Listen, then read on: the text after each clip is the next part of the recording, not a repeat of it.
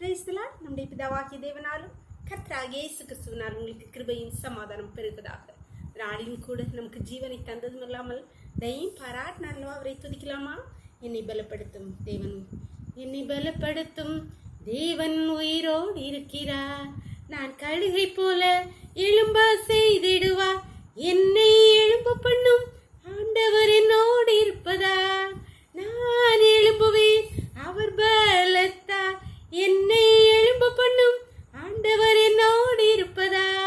நான் எழும்புவேன் அவர் பலத்தால்.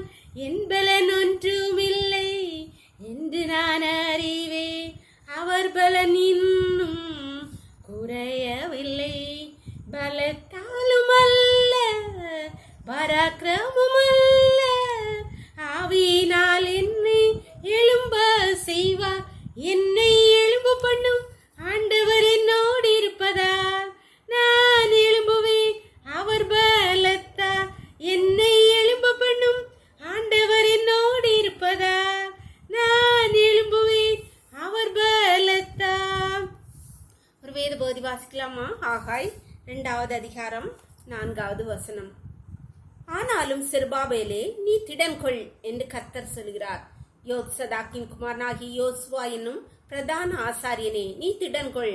தேசத்தின் எல்லா ஜனங்களே, நீங்கள் திடன் கொள்ளுங்கள், வேலையை நடத்துங்கள் என்று கர்த்தர் சொல்கிறார். நான் உங்களுடனே இருக்கிறேன் என்று சேனைகளின் கர்த்தர் சொல்கிறார். இங்கே கர்த்தராகிய ஆண்டவர் ஆகாய் தீர்க்கதரிசியை கொண்டு இன்று நம்மோடு இந்த வார்த்தையை சொல்லுகிறார். அதிலே செருபாபேல் யோசுவா இரு பேர் இருக்கிற இடத்துல உங்க பேரை போட்டு வாசிங்க, உங்களுக்கு பலன் உண்டாகும். திடன்கொள், வேலையை நடத்துங்கள், காரியத்தை நடப்பீங்கள் என்று கர்த்தர் சொல்லுகிறார். யார் யாரெல்லாம் இன்னைக்கு அன்பானவர்களே, யார் யாரெல்லாம் இந்த காரியத்தை செய்யலாமா, செய்யக்கூடாதா, இந்த பாதையில போலாமா, முடியாதா, பிள்ளைகளுக்கு இந்த செய்யலாமா, இல்லை இந்த காரியத்தை நடப்பிக்கலாமான்னு குழம்பி போயிட்டு இருக்கீங்களா? கர்த்தர் இன்று உங்களோடு தான் சொல்கிறார். கர்த்தர் முடிவெடுக்க முடியாமல் குழம்பி போயிருக்கிறார். உங்களை பார்த்து சொல்லுகிறார், திடன்கொள், காரியத்தை நடப்புங்க, வேலையை நடத்துங்கள் என்று சொல்லுகிறார். கர்த்தர் உங்களோடு தான் சொல்லுகிறார். நம்பிக்கையோடு காரியங்களை செய்யுங்கள், கர்த்தர் உங்களுக்கு வெற்றியை தருவார். ஜெபம் பண்ணலாமா?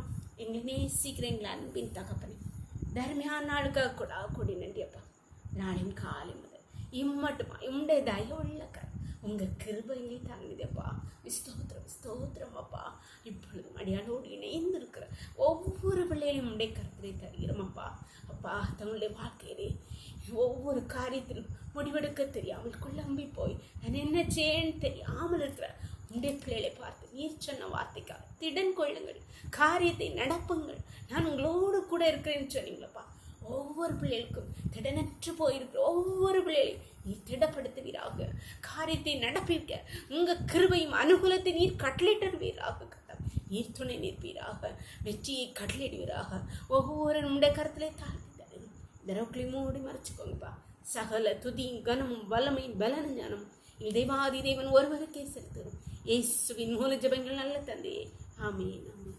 God bless you. கர்த்தர் உங்களை ஆசீர்வதிப்பாராக. ஆமென்.